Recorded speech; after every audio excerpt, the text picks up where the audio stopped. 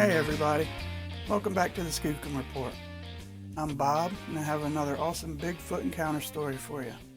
Tonight's encounter is like the classic Bigfoot encounter story.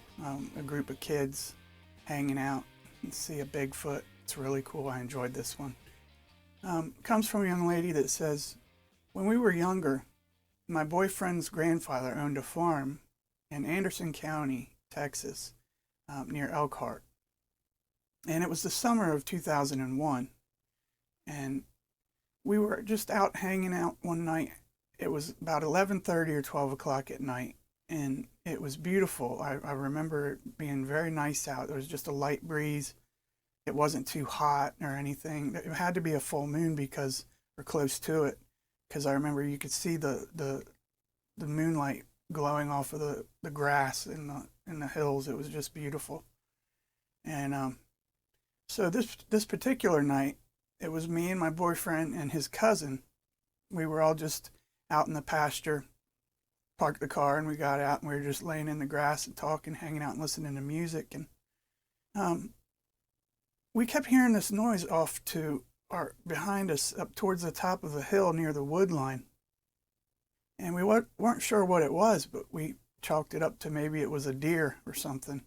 But we heard it a couple times, and we just kind of, you know how kids are, we got spooked a little bit, and just, it was fun. But we do recall hearing that noise a couple times, and later on we'd come to find out exactly what that noise was. It wasn't a deer. So we were out just hanging out, and then my boyfriend's cousin said, she pointed and said, look over there. And we looked, and what we saw was this creature had to be close to 8 feet tall, because my boyfriend is 6.5 feet tall. And it was every bit of that, if not, very much larger. It was super bulky. It had really long arms, like tree trunks, and super long. And it was just hairy and dark. And we didn't see any eye shine, and we didn't smell anything, which is characteristic from what I hear of other Bigfoot encounters. But we know what we saw, and we all took off running towards the car. And my boyfriend's cousin, she jumped in the back, and I dove over the passenger seat and into the driver's seat. And my boyfriend got in the passenger seat, and I had turned the lights on and started the car. And we all just looked real quick to see if we could see anything. Was it coming towards us, or where was it? And we didn't see anything. The coast was clear, if you will. Now, we all three agreed on as to what we saw. We all saw the same thing, and later we would just come to realize we had seen a Bigfoot. Now, we got out of there. My boyfriend wanted to stick around for a while longer, see if we could see anything else, and I was driving, and I wasn't having that, so we were out of there. And we've since been back many times. His grandfather has since passed away, but the family still owns the farm, and we're married now, me and my boyfriend, and we have kids of our own who we can share this story with when they get a little bit older.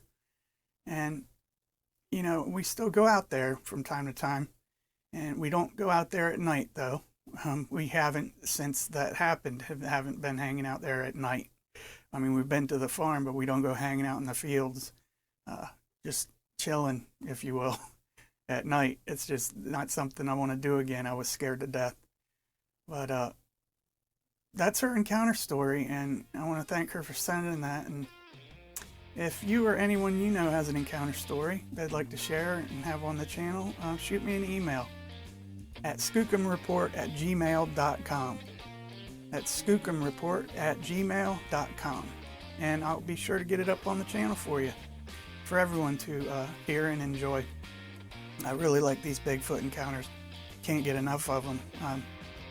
I hope to see one day myself, from a distance, of course, because I want to keep it safe. I don't want it to be the last thing that I see. But Anyway, thank y'all very much, and I appreciate y'all, and I'll see you next time on the Skookum Report. Take care. Bye.